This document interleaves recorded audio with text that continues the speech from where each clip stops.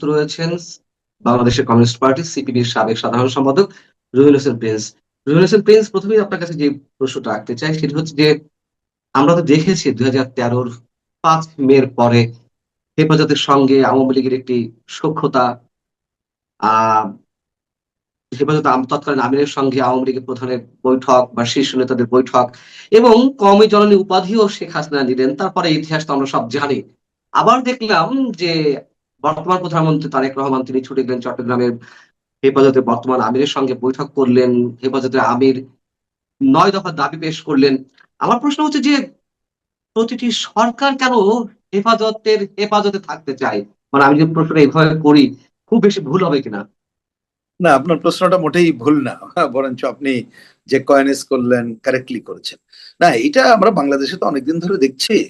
আমার কাছে খুব সরল সহজ করে যদি বলি, দেখেন, রাজনীতিতে নীতিনিষ্ঠ অবস্থানটা একটা জরুরি বিষয়, কিন্তু অনেকদিন ধরে সেটা নাই। রাজনীতিটা হয়ে গেছে ব্যক্তিগত বা গোষ্ঠীগত লাভালাভের বিষয়। সেই লাভালাভ বিবেচনা করেই তারা কাজ করে।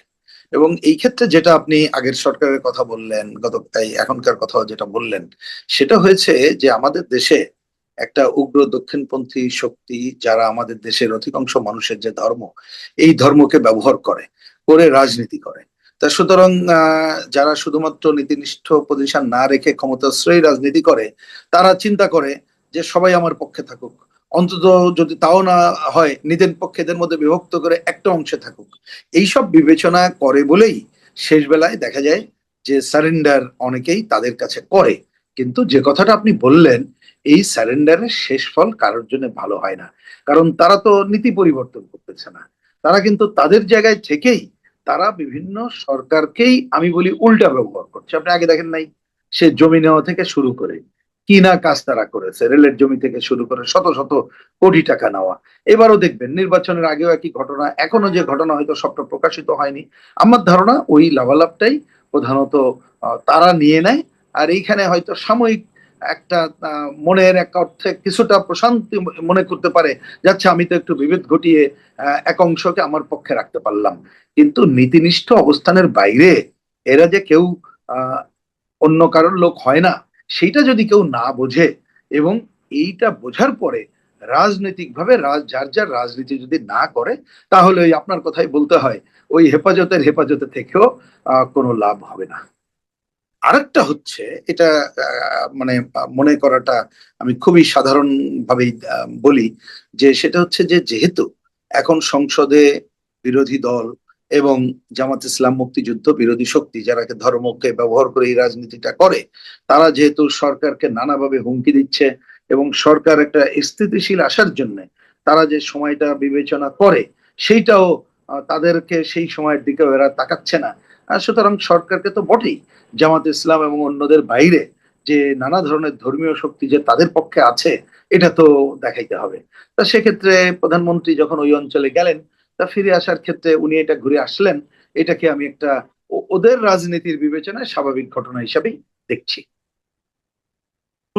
প্রশ্ন চলে আসে যে আসলে কি জামাত এবং বিএনপি সত্যি সত্যি সরকারি দল বিরোধী দলের ভূমিকায় আছে, নাকি অনেকে বলে যে এগুলো সারফেসটা দেখা যাচ্ছে যে আসলে একটা বিরোধিতার জায়গায় রাখতে হয় তাই রাখা, আসলে তারা নীতিগত ভাবে আদর্শগত ভাবে এক জায়গায় রয়েছে? আপনার কি মনে হয়? মানে না আওয়ামী লীগ ইস্যু আবার যেমন তারা সব এক হয়ে যায়। না, এটা একেবারেই এ নিয়ে খোলা মনেই কথা বলা যায়, এটা কোনো গোপন কিছু না এবং আমাদের দিক থেকে গোপন কিছু না। হুম। কারণ আমরা ইতিহাস থেকে তো জানি, এটা হয়তো এখন ওদের ছেলেরা ওদের বয়সের কারণে জানে না বা একটু খুঁজে দেখে না বলে জানে না। বিএনপি জামাত তো একসাথে যুগপৎ আন্দোলন, শুধু না, একসাথে সরকার গঠন করেছিল বাংলাদেশে। তাদের তো মন্ত্রিত্ব দিয়েছিল, এর আগে জিয়াউর রহমানের সময় প্রধানমন্ত্রী পর্যন্ত দিয়েছিল। এবং এই ধরনের রাজনীতির কি বলে যে কিভাবে বাংলাদেশে রাজনীতি করতে পারে সেই সুযোগ তারাও দিয়েছিল। নানাভাবে আওয়ামী লীগও ব্যবহার করেছিল, সেটা একটা আছে, কিন্তু এদের বিষয়টা পরিষ্কার এক। দ্বিতীয়ত হচ্ছে যে রাজনীতির অনেক ক্ষেত্রে বিএনপির সাথে তাদের তো মিল আছে। আর সবচেয়ে মিলের জায়গাটা হচ্ছে যে মুক্ত বাজারের অর্থনীতি, মানে অর্থনীতি তো ভিত্তি কাঠামো, যে অর্থনীতির উপরে দাঁড়িয়ে রাজনীতি এবং অন্য কিছু পরিচালিত হয়। সেই ক্ষেত্রে তো এখন সংসদে বিরোধী দল শুধু জামাত ইসলাম না, অন্য যে এনসিপি যারা আছে তাদের সাথে তো মেজর কোনো বিরোধ নাই। যার জন্য আপনি দেখবেন সংসদে কিন্তু বাজেট এবং অন্যান্য বিষয় নিয়ে সুনির্দিষ্ট বিকল্প কোনো আলোচনা কিন্তু আপনি খুঁজে পাবেন না। সুতরাং সেই ক্ষেত্রে এই যে ইকোনমিক সাইড এবং রাজনীতির অনেকগুলো বিষয়ে যে ঐক্যমত্যের ধারা আছে, এটা নাই বলা যাবে না। যার জন্য কেউ যদি বলে এইবারের এই সংসদে কথোপকথন দেখে তো বোঝা যায় আমাদের এবং মামুদের পার্লামেন্ট, তাইলে কেউ কিন্তু অস্বীকার করতে পারবেন না, সেটাই বাস্তব। কিন্তু এর বাইরে এইবারে আরেকটা ঘটনা কিন্তু চোখের সামনে চলে এসেছে, সেটাও রাজনীতিতে কিছু সময়ের, কত সময়ের জন্য আমি জানি না, কত দিনের জন্য তাও আমি আগে বলতে পারবো না, এটা হিসাবে রাখতে হবে।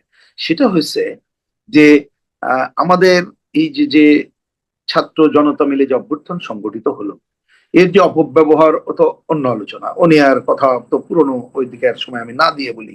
কিন্তু মানুষের তো একটা পজিটিভ আকাঙ্ক্ষা ছিল, যে এই মানুষের অনেকে ছিল, এক। দুই, বিএনপি তারও কিন্তু একটা অভিজ্ঞতা হয়েছে, এটা মনে রাখতে হবে। এবং সেই অভিজ্ঞতার কথা আমি যদি তার নীতিনিত্য রাজনীতিতে কি করবে সময় বলে দেবে, আমি ওই ব্যাপারে মন্তব্য না করে অন্যটা যদি বলি ক্ষমতায় টিকে থাকার কথাটা বিবেচনা করি, তাহলে কিন্তু তাদেরকে আজকে বুঝতে হচ্ছে এ ধরনের উগ্র দক্ষিণপন্থা শক্তির উপরে ভর করে টিকে থাকতে গেলে, মানে ক্ষমতা টিকে থাকতে গেলে ক্ষমতার ভর কেন্দ্র শুধু তো জনগণ না, তার বাইরে দেশ বিদেশ নানা মহল আছে, সেই জায়গায় কিন্তু তারা সুবিধাজনক অবস্থান করতে পারবে না, এটি একটি দিক। জামাতের এই যে রাষ্ট্রপতি পদে কর্নেল ওলিকে মনোনয়ন দেওয়া, মানে এই বিষয়টাকে আপনি কিভাবে দেখছেন? আমরা সবাই জানি যে জামাতের ক্যান্ডিডেট তারা পাশ করবেন বা রাষ্ট্রপতি হতে পারে, তারপর ধরলাম যে গণতান্ত্রিক চর্চা তারা একজন প্রার্থী দিয়েছে, কিন্তু সেই কর্নেল ওলিকে বেছে দেওয়া, এটা কি এক ধরনের তামাশা, নাকি তারা সত্যি সত্যি মুক্তিযুদ্ধকে ওন করে এমন পর্যায়ে পৌঁছেছে? আমি আমি দুইটা মন্তব্য করি, তামাশাটা নিয়ে আমি কথা বললাম না। প্রথম মন্তব্য, অনিচ্ছা সত্ত্বেও একটা মন্তব্য করি, কারণ কর্নেল অলি আহমেদ বীর বিক্রম, এই কথা তো এখনো মানে বলা হয়, তাই তো? এবং উনি তো মুক্তিযোদ্ধা, এটা নিয়ে তো অস্বীকার করার কোনো কারণ নেই। এখন এই প্রশ্ন কিন্তু এসেছে যে উনি কি নিজের ওই পরিচয়ে স্বাচ্ছন্দ্য বোধ করছেন, না জামাত মনোনীত প্রেসিডেন্ট প্রার্থী সেটা স্বাচ্ছন্দ্য বোধ করছেন আগেরটাকে বাতিল করে।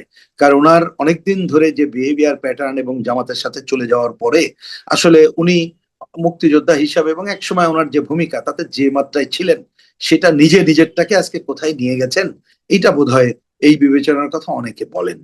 তারপরেও উনি একজন সিনিয়র মানুষ, মুক্তিযোদ্ধা ছিলেন, আমি সেই শব্দটা বলবো। এবং এই কথা আমরা সবাই জানি যে মুক্তিযুদ্ধ থাকলেই আজীবন থাকা যায় তা না, এই আদর্শ লালন না করলে অ্যাকচুয়ালি মুক্তিযুদ্ধ থাকা যায় কিনা এই প্রশ্ন আছেই।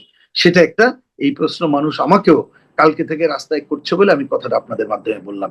এবার আসি জামাত এনসিপি যারা করেছে, আমার ধারণা হচ্ছে, একটা হচ্ছে তারা প্রত্যেকটা ঘটনায় দেখাতে চাইছে আমাদের তো তোমাদের থেকে আমাদের বিরাট বিরাট কিছু আছে।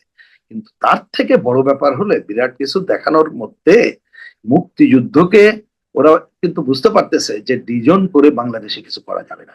যদিও যদিও এটা পরিষ্কার করে বলি, ধরেন এনসিপি তার রাজনীতি এই 24-এর পরে এখনো টকশো বিভিন্ন জায়গায় গেলে এটা কিন্তু পরিষ্কার করে তাদের ছেলে পেলেই বলে যে ভাই এই সংবিধান, আমরা নতুন সংবিধান চাই, আমরা এটাকে সেকেন্ড রিপাবলিক মনে করি। এটা কিন্তু তারা রাগ ঢাক করে না, আমি ধন্যবাদও তাদের জানাই যে তোমরা ভাই রাগ ঢাক করো না, যারা তাদের ধন্যবাদ জানাই, হয়তো কৌশলগত কারণ আছে, তাহলে এইটা তাদের পলিটিক্স। জামাত ইসলাম ধরেন এখনো যে কথা বলে, এটা জানি মুক্তিযুদ্ধ বিরোধী শক্তি, তারাও এই যে এখন যে গণতন্ত্রের নামে যে পার্লামেন্টে গেছে, এই পলিটিক্সও তারা তো অন করে না, কৌশলগত কারণে তারা গেছে। সুতরাং তারা ওই কৌশলগত কারণে দেখানোর জন্য যে মুক্তিযোদ্ধাও তো আমাদের সাথে আছে, এইটা শো করার জন্য বিশেষ করে তরুণ প্রজন্ম এবং কিছুটা ক্ষমতার ভরকেন্দ্র বিদেশের যারা আছে তাদের সাথে যারা, ওরা যে দেখাইতে চায় ওইটা শো করার জন্য তারাই এই কাজগুলো করছে। সুতরাং এইটাও এক ধরনের, আপনি তামাশাবাদে অন্য শব্দ যদি বলতে চান, একটা সুবিধাবাদী তামাশাবাদ যদি বলতে চান, সেটাই হচ্ছে অন্যতম ঘটনা। আমি এই কথার মধ্য দিয়ে এটা বলবো যে আমাদের তরুণ প্রজন্ম সহ সবাই জানো একটু ভালোভাবে জিনিসটা বোঝে। এবং আমি আপনার মাধ্যমে একটা কথা বলি, সাধারণত এটা জনসভাতেই আমরা বলি, তবু একটা শব্দ খালি, মানে একটা বাক্য বলি। আমাদের একজন নেতা ছিলেন, নিশ্চয়ই আপনি সহ রাজনীতির অঙ্গনের মানুষ সবাই তার নাম জানে, জসিমউদ্দিন মন্ডল, একেবারে শ্রমিক নেতা। তা উনি বলতেন যে একটা গরু, গাই গরু না বলদ গরু, এইটা নিয়ে তর্ক হচ্ছে। তা বলে যে এত তর্ক তর্কির দরকার কি, জাস্ট লেজটা উঠায় দেখো, লেজটা উঠায় দেখলেই কিন্তু বোঝা যাবে এটা গাই গরু না বলদ, বলদ আর কি গরু। তা আমি আমি তরুণ প্রজন্ম সহ আমি নিজে সহ সবাইকে বলবো, আমরা যেন প্রত্যেকটা ঘটনায় একটু যাতে লেজটা উঠায় দেখলে আমাদের কাছে জিনিসটা পরিষ্কার হবে। কেউ কিন্তু তাইলে কাউকে, আমি কাউকে বলতে সাধারণ মানুষকে বলছি, এদেরকে ব্যবহার করতে পারবে না। কিন্তু সাধারণ মানুষ কিন্তু ব্যবহার করেছে। শেখ হাসিনা সরকারের পরিবর্তনটা হয়তো অবশ্যই দরকার ছিল, কিন্তু যেভাবে পরিবর্তনটা হয়েছে এবং সাধারণ মানুষ তো আসলে লেজটা উল্টে দেখেনি, তখন তখন একটা অন্ধবিশ্বাস থেকে এই তরুণদের সাথে ছিল, তাই না? যাই হোক, আমরা একটা অন্য প্রসঙ্গে কেন আসি। ওর প্রভাব 31 সেকেন্ডের প্রভাবটাই এখানে, জি আমি জি জি। সাধারণ মানুষ বলি না, এটা বহু সচেতন মানুষও মানে হ্যাঁ হ্যাঁ। সামগ্রিক এইটা বুঝতে পারে নাই, এটাই বাস্তবতা। রাইট রাইট, সেটি যেটি এখন আজকের জন্য টক অফ দ্য কান্ট্রি, সেটা হচ্ছে ভারতের হাই কমিশনার দীনেশ ত্রিবেদী দীর্ঘ অপেক্ষার পরে, এবং এটিকে অবশ্যই আমাদেরকে আনইউজুয়াল বলতে হবে যে দীর্ঘ অপেক্ষার পরে আমাদের প্রধানমন্ত্রীর সাক্ষাৎ পেয়েছেন। সেই সাক্ষাৎকারের বিষয় সম্পর্কে এখন পর্যন্ত আমরা যতটুকু জানতে পেরেছি, আহ তাতে কি বিশেষ কোনো বার্তা পায় ভারত বাংলাদেশের যে একটা বরফ তুল্য অবস্থায় আছে সম্পর্কটা, সেটা কি সেই বরফ কি গলতে শুরু করেছে, নাকি আমরা যতদূর জানতে পেরেছি যে সেখানে শেখ হাসিনা ইস্যুটাই বড় হয়ে উঠেছে, প্রত্যর্পণ চুক্তির আওতায় তাকে ফেরত দিতে হবে, এটা প্রধানমন্ত্রীর পক্ষ থেকে নাকি জানানো হয়েছে। এর বাইরে আর কি আলোচনা হয়েছে আমরা জানতে পারিনি, এবং গণমাধ্যমের সঙ্গে দীনেশ ত্রিবেদী যখন কথা বলেন, তিনি বলতেন যে হবে হবে সব হবে। এটা কূটনৈতিক ভাষা। আপনি কি মনে করেন কতটুকু ফলপ্রসূ হলো? আমি এক্ষেত্রে কিছু মন্তব্য করার জন্য তিনটা জায়গার আশ্রয় নেই। প্রথম হচ্ছে হুম, হাই কমিশনার সাহেব ত্রিবেদী সাহেবের কথা বললেন, ওনার প্রেস কনফারেন্সের কথা কিছুটা শুনলাম, মানে যতটুকু মিডিয়াতে, সবটা তো আর দেখতে পারিনি। আরেকটা আমি দেখলাম আমাদের পররাষ্ট্রমন্ত্রী, যাকে নিয়ে প্রশ্ন রয়েছেই, তার এরকম কথা হয়েছে। বললাম। আরেকটা হচ্ছে দুইটা প্রেস কনফারেন্স যখন এনারা করলেন, ওনাদের বডি ল্যাঙ্গুয়েজ আশপাশে যা থাকে আমরা সবটা হয়তো বুঝবো না, তাতে কিছুটা যা ধারণা করা যায়। এই সব দেখে আমি, আমার প্রাথমিক মন্তব্য হচ্ছে আসলে আহ, এই যে ভারত এবং বাংলাদেশ আমাদের মধ্যে সম্পর্কের আহ কি বলবো, যে যে জায়গাটা আছে, যেটাকে একটা স্থির হয়ে আছে, স্ট্যাগনেন্ট হয়ে আছে, আচ্ছা। এইটার মধ্য দিয়ে বাঁধ ভেঙেছে বলে আমার কাছে মনে হয়। এইটা হচ্ছে আমার প্রথম মন্তব্য। তার বাইরে বাংলাদেশে একটা বড় গোষ্ঠী আছে, ওই দেশেও আছে, যারা কিন্তু এই পরস্পরের সম্পর্কর উন্নতি ঘটুক এটা চায় না। তারা নানা সময় মিডিয়া সহ ব্যবহার করেই নানা ধরনের হুম, প্রকৃতি খবরাখবর এবং নানা কিছু আদান প্রদান করে। কিন্তু পরস্পরের, নিশ্চয়ই যারা রাষ্ট্র পরিচালনা করছে তারা তো বুঝছে যে দুই দেশের আমাদের পারস্পরিক সম্পর্ক কেন দরকার। দুই দেশ না, আজকে বিশ্বের সব দেশের সাথে দরকার। এই যে দেখেন না, যেদিন ওইখানে শেখ হাসিনা ভাষণ দিলেন, আমাদের দেশের পক্ষ থেকে যেভাবে কথা বলা হলো, সেই কথা বলা তারা কথা রাখলেন না।